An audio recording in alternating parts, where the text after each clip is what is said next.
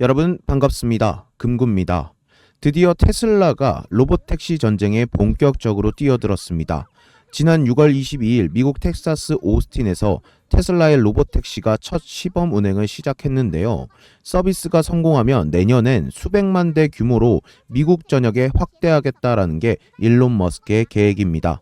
이로써 미국 로봇택시 시장은 구글의 웨이모, 아마존의 죽스, 테슬라 3강 체제로 재편되고 있습니다. 웨이모는 이미 1,500대의 자율차를 운영 중이고 죽스는 로봇택시 전용 공장까지 가동하며 연내 상용화를 노리고 있습니다. 중국도 만만치 않습니다. 바이두의 로보카이파오는 10여 개 도시에서 일상적으로 운영 중이고 위라이드, 포니 AI 같은 스타트업도 수백 대를 굴리고 있습니다. 그렇다면 한국은 아직은 시범 단계에 머물고 있지만 조금씩 속도를 내고 있습니다. 서울시는 강남 지역에 야간 자율주행 택시를 확대했고 올 하반기에는 상암동에서 완전 무인 자율주행이 시작될 예정입니다. 또한 전국 고속도로를 자율차 시범지구로 지정하고 제주, 세종 등지에서는 무인 자율버스도 시범 운행 중입니다. 세계는 지금 무인 택시 전쟁 중입니다. 앞서가는 미국, 일상화된 중국, 그리고 뒤쫓는 한국. 과연 누가 자율주행 시대의 승자가 될까요? 자율주행차는 미국 자동차 공학회 SAE 기준으로 레벨 0부터 레벨 5까지 총 6단계로 나뉘어지고 있습니다. 핵심은요, 누가 운전의 주체냐, 누가 상황을 감지하고 책임지느냐, 이게 핵심이라고 보시면 될 것 같고, 그래서 천천히 우리가 레벨 0부터 5까지 한번 살펴본다라고 했을 때요, 레벨 0 같은 경우에는 운전자가 100% 수동으로 운전을 합니다. 차량은 단순 이제 경고음이나 아니면 비상 브레이크만 좀 제공을 하신다라고 보시면 될 것 같고, 제어 주체가 인간이기 때문에 주행 책임도 인간에게 있다.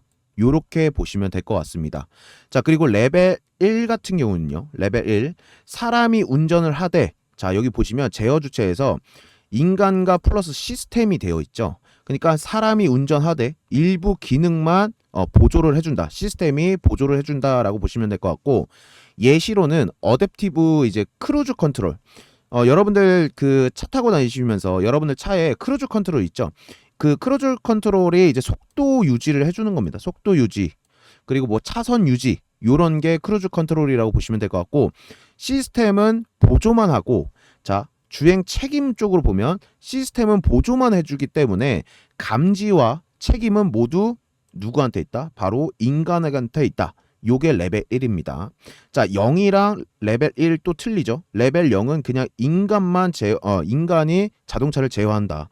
근데 레벨 1 같은 경우에는 인간과 이제 시스템이 같이 좀 제어를 하지만 시스템은 보조를 해주기 때문에 주행 책임은 인간에게 있다. 이렇게 보시면 될 것 같고, 자, 레벨 2로 한번 보시면 여기 부분 자동화라고 써 있죠. 시스템이 조향과 속도를 모두 제어할 수 있다. 제어가 가능하다.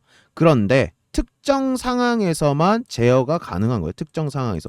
모든 상황에서 얘가 제어를 해주는 것이 아니라 특정 상황에서만 제어가 가능하다라고 보시면 될 것 같고, 예시로 제가 좀 말씀드리면은 고속도로에서 이제 차선을 유지를 해준다.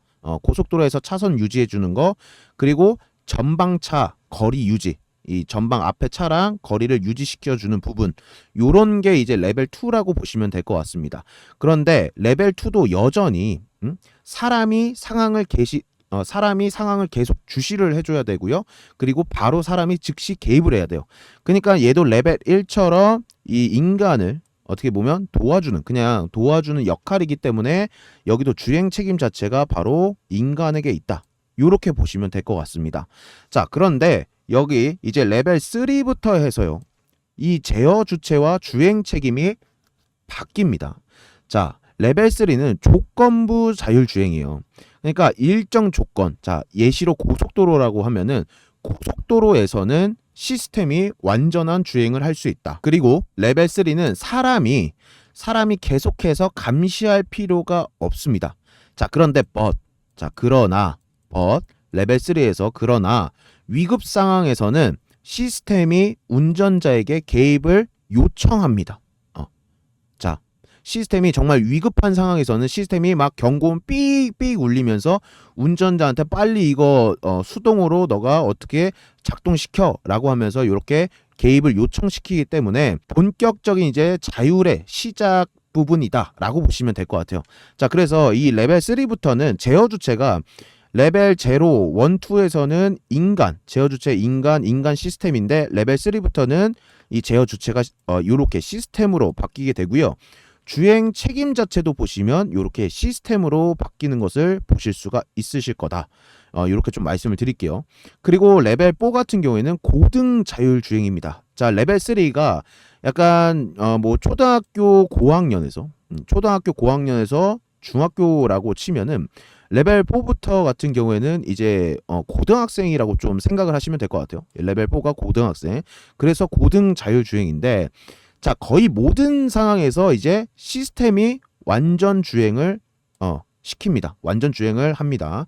그래서 운전자 없이도 좀 주행이 가능한 것이 요 레벨 4다라고 좀 생각하시면 될 것 같고, 자, 그런데 단 특정 조건이 있어요. 자, 특정 조건에서는 좀 제약이 있습니다. 자, 어느 조건이냐면, 자, 이 레벨 4에서는 특정 조건이 폭우, 비가 엄청나게 많이 올 때 있잖아요. 그 폭우, 그리고 폭설, 뭐 눈 엄청 많이 올 때, 그리고 뭡니까?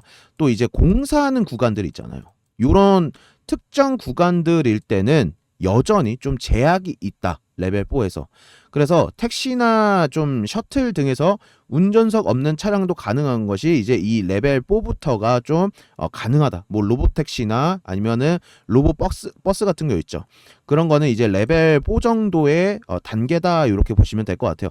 그래서 이 주체도 시스템, 그리고 주행 책임도 시스템. 자, 그리고 여기서 딱 보시면 운전자의 개입이 불필요하다.